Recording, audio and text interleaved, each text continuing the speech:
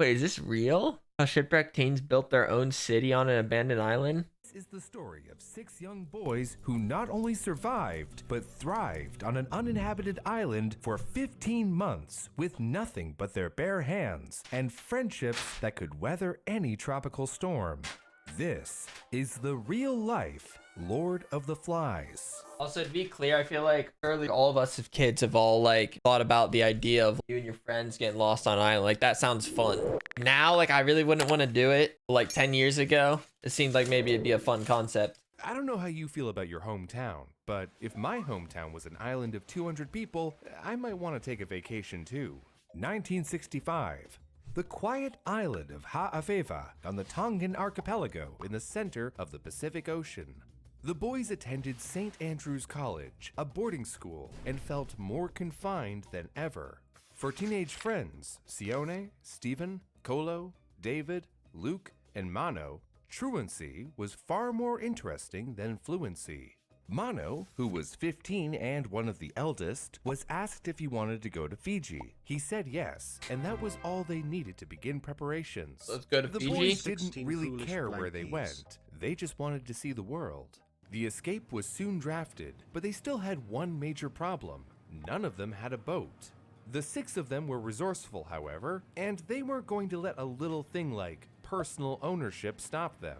So they scoped out the sailboat of a local fisherman they all hated, Tanila Uhila, boat in a They all particularly hated. diabolical lick. The boys now had transport. All that was left was supplies. The boys set out to collect what they needed, namely 2 sacks of bananas, a few coconuts, and a small gas stove. They didn't think of bringing a compass, not even a map. To illustrate exactly how grave of a mistake that was, we can look at the distance between the island. That of man Tonga also Tonga, said the largest diabolical island in lick. Tonga, 150 I kind of glossed over that. or if you speak American, 450 miles. Point being, it's a heck of a long boat ride. I don't know the last time you tried to navigate across an ocean, but No. to be honest, even with a map and compass, the ocean is still a vast expanse containing creatures the likes of which none of us have ever seen. Literally my worst nightmare. The boys began their journey one hot evening in June. The weather was good, only a mild breeze to carry them over the horizon. The sea remained calm, but this is when the boys made their next mistake. As the night grew longer, the boys grew tired, and eventually they all fell to sleep. They were only able to rest for a couple hours before a storm ratcheted over them, sending Dude, a them storm in the tumbling across ocean the sounds deck. so scary. They tried to hoist the sail and regain control of the boat, but the winds were too strong. Their sail was almost instantly torn and flew away in the intense turbulence. As they tried to keep their vessel afloat, a sickening crack echoed through the hull. For a moment, it felt like they had been breached, sending fears that they were taking on water shooting through the 6 boys' mind. But the truth was no better. They weren't taking on water, but their rudder had broken. So, while they weren't going to sink into the sea, at least not immediately, they had no way to steer, nor propel themselves to shore in the meantime. All there was left to do was ration any supplies they had and wait. 8 days they drifted at sea. With no sign of land and no food or water, things looked dire for the 6 lads. First, they tried to catch fish, but to no avail.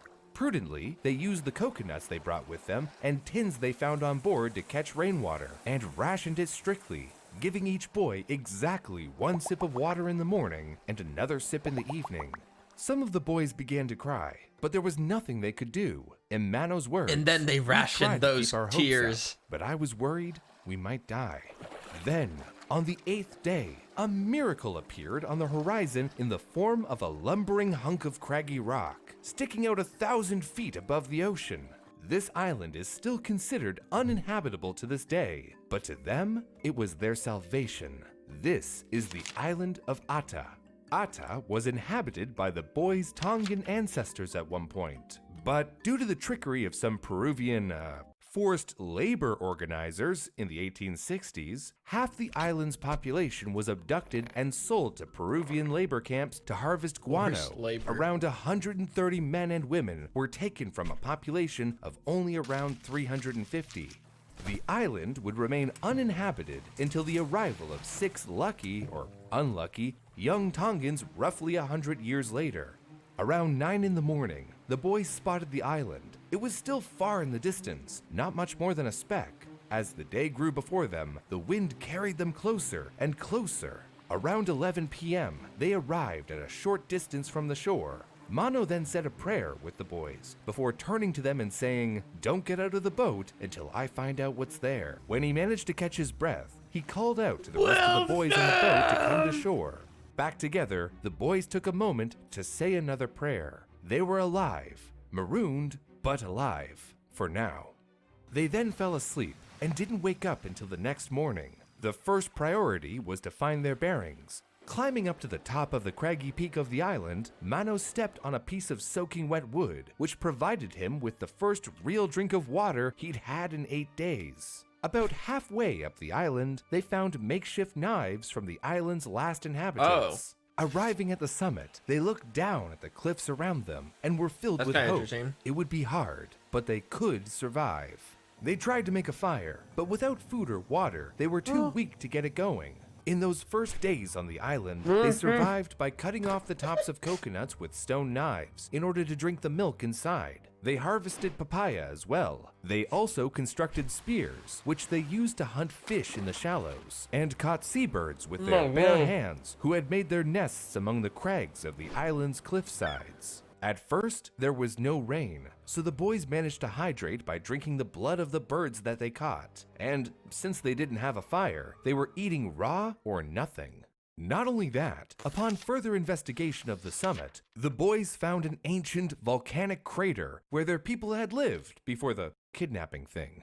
It was like their ancestors had left them gifts. They found wild taro, bananas, and wild chickens, which had been reproducing on the island without human intervention since it was abandoned.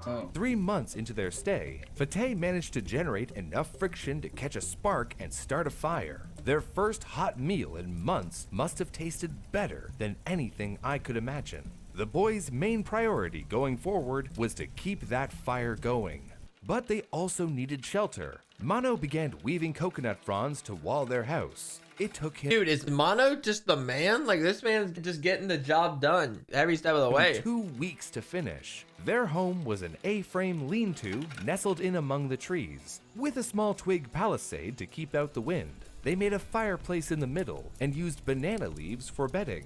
Now, with shelter and fire taken care of, it was time to get the rest of the island in order.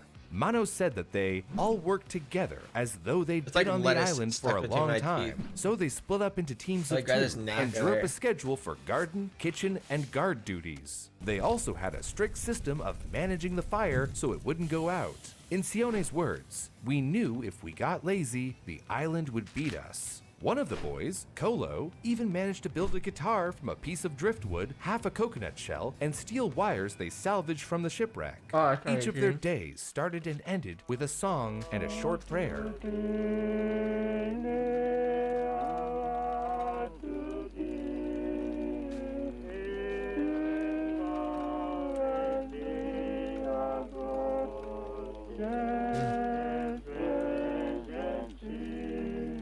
Mano said that he never really loved the island. "I always wanted to go back home to see my family." A month after finally constructing a fire, they tried to build a raft. They managed to chop down some trees with makeshift knives and used their fire to cut up the limbs. Unfortunately, the raft never managed to get too far out to sea. It just lazily drifted down the beach.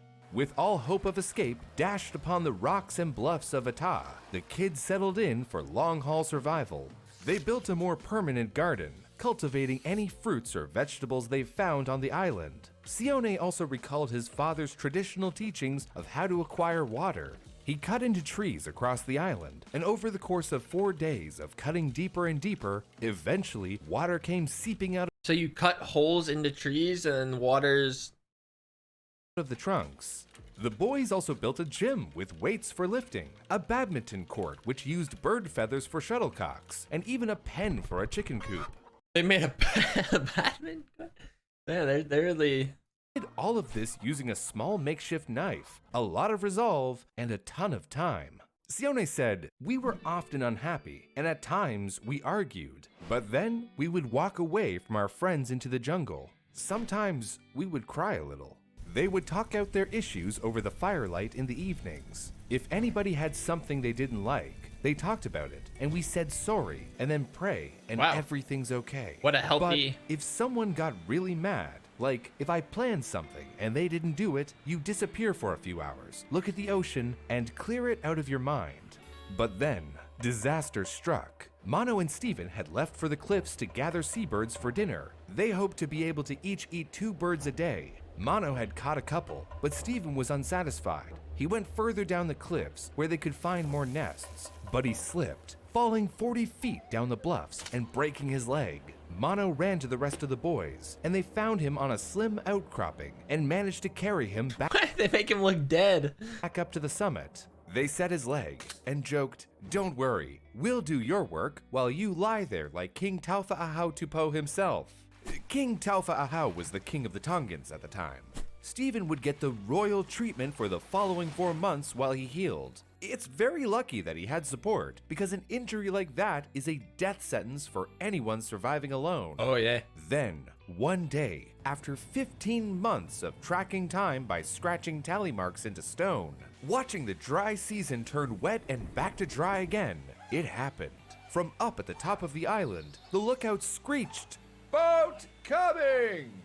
Captain Peter Warner was the youngest son of business magnate Arthur Warner. His company, Electronic Industries, was the largest manufacturer of radios in 1930s Australia. The family was exceedingly wealthy, and like many other sons of wealthy families, Peter was always intended to become part of the business. But like 6 other young men with the prospect of long lives ahead of them, he wanted to rebel. So at the young age of 17, he split in search of overseas adventure. He spent the next years of his life sailing everywhere from Hong Kong to St. Petersburg. And when he finally returned, like the prodigal son he was, he brought his father his Swedish captain's license, hoping for some of Daddy's approval. But Daddy was unimpressed. Peter's old man was insistent that he take a job at one of their companies, so Peter asked, "What's easiest?" His father told him, "Accounting."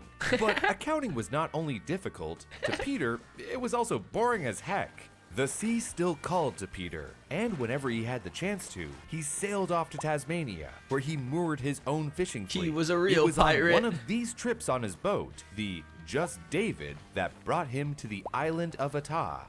Peter, in an interview, said that he and his crew were experimenting with some fishing gear 5 or 6 miles off the island of Ata, which we thought was uninhabited for 60 to 70 years, when they noticed a black patch against the green background on the hills, which was interesting because that suggested something was burning. Peter thought, that's strange, that a fire should start in the tropics on an uninhabited island. Peter and his crew investigated closer, and the lookout on the mast shouted down to them that what the island looked like? hear human voices. I didn't believe it was a human voice. I said, "Oh, that's the birds. You're crazy." But they Hey, continued we're on the ever island! closer. Peter kept his Crazy eye out birds. for movement, when suddenly, a small brown figure leapt down the rocks and into the water before them. Peter was initially worried that the island could be a prison camp or some kind of dumping ground for dangerous criminals. So he loaded his rifle and signaled to his crew to do the same. He watched as this young man saddled up to his boat and said, in clear English, "My name is Steven. I am one of the 6 castaways. We think we have been here for 1.5 years. Peter thought to himself that he better let the boys aboard, so he set out the ladder, and 6 naked youths clambered onto the deck of the Just David. Peter remarked that they looked completely wild. They hadn't had a haircut for a long time.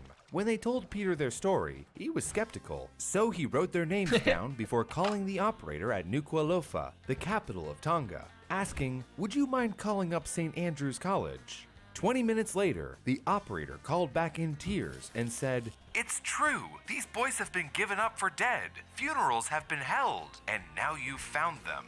The boys were rescued on Sunday, September 11th, 1966, a full 15 months since they left their home island of Dude, there's like Ha'afefa one to day of embark lettuce. on that ill-fated journey to Fiji. Their story wasn't over yet, however. Once they arrived in Nuku'alofa, they were checked over by a local doctor who expressed admiration of their handling of Steven's broken leg.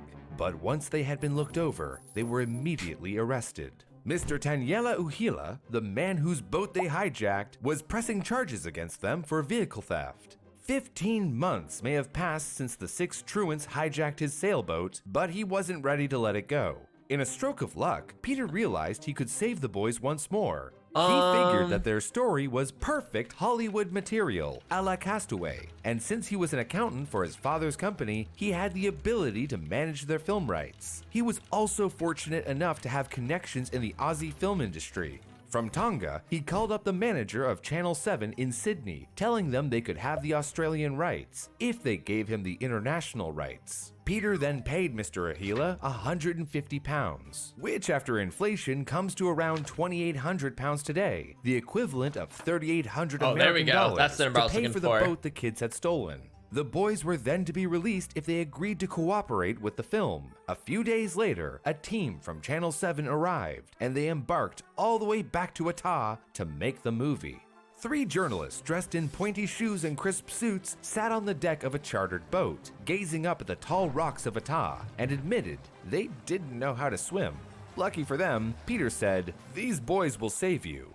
Once the 6 had been released from jail, they were welcomed in a flurry of celebration. A feast was set out for them by their families, then another was set out by the church, then a third with almost the entire Do you get like a new birth certificate, like if you come back, like if you're like pronounced dead, or is it just like, is the pronounced dead part ripped up? It was like, whoops, never mind. population of Ha'aveva turning up to the party was held on behalf of the entire island. Peter himself was announced as a national hero. He even received a communique from King Taufa Ahautupo IV, inviting him for an audience with the monarch. The king said, "Thank you for rescuing 6 of my subjects. Now, is there anything I can do for you?" But Peter only humbly asked for rights to trap lobster in Tongan waters. Peter then returned to Sydney, but not before he offered the boys a chance to see the world. He resigned from his father's company, commissioned a new ship, and hired the boys as its crew. The end. Right? Not quite. While Peter and the boys returned to Tonga to cheers and jubilation, Dutch historian and author Rutger Bregman, whose book Humankind broke the story to a Western audience, was welcomed to more mixed reviews. Bregman was looking for uplifting stories to prove that humanity was inherently good. So, he used the tale of the boys' survival as a foil to William Golding's novel Lord of the Flies. For those of you who haven't had the chance to read it, long story short, TLDR, a bunch of English schoolboys crash land on a deserted island. They initially try to maintain order using rules, famously declaring whoever holds a specific conch shell would be the one allowed to speak. But these rules are quickly thrown away by a would-be authoritarian dictator, Jack, who organizes a militant cabal of boys obsessed with hunting a pig, who eventually go on to murder 2 other boys in cold blood. The main critique of Bregman's story was that it was told through a colonial lens. Prominent Tongan storyteller Malaika Gisa Fatafehi said, "It was bizarre to see a story I've been told differently and told in a way that didn't even prioritize the story of the men." The critique is not without merit, as Golding's story was intended to speak to Europeans in the aftermath of the Second World War. Comparing the story of those Tongan lads to Golding's English schoolboys ignores that he was writing about the rise of fascism. Fascism being a form of ultra-nationalist authoritarian This final governance part's really that is taking known a by different turn. violent suppression of anyone who disagrees, strict control over society, and dictatorial power. Not to mention, comparing the two ignores the Tongan boys' indigenous upbringing as well. In short, fascism is for power-hungry losers who hate immigrants, and indigenous communities have different upbringings than those raised in colonial nations. The issue of who owns their story is also a common critique. Colonial nations like the UK, Spain, France, and Portugal filled their coffers by extracting resources from indigenous peoples in North America and beyond. Those same nations then made stories like Pocahontas and The Last of the Mohicans, which claimed to tell indigenous stories, but didn't actually include indigenous people in their production, leading to stories that were overtly biased or benignly misleading. That being said, Sione has also said, some people are blaming Mr. Warner because he is making money off of us. To those people, I say, shut up and forget about it. He is the one who rescued us. If he didn't do that, there is no way for us to come out from the island. Does the act of saving the boys give Peter Warner the right to sell their story? Can the film rights be seen as the reward for their rescue? Does the fact that he sold the rights to get the money to pay their bail change how this is interpreted? One thing is for sure, if Peter hadn't heard the call to adventure, like those boys heard the day they set sail, he might never have passed by Ata in his life. And if he hadn't been hanging around the ocean that day, those boys might never have been able to escape their craggy fate on that rock in the middle of the Pacific. I wonder how like healthy they were like once getting off. Like I don't expect them to be like healthy, but I wonder like if they like continued the lifestyle they continued like on the island, like how long would they last, assuming they didn't just like get met with like an unfortunate mosquito bite or something. I don't know.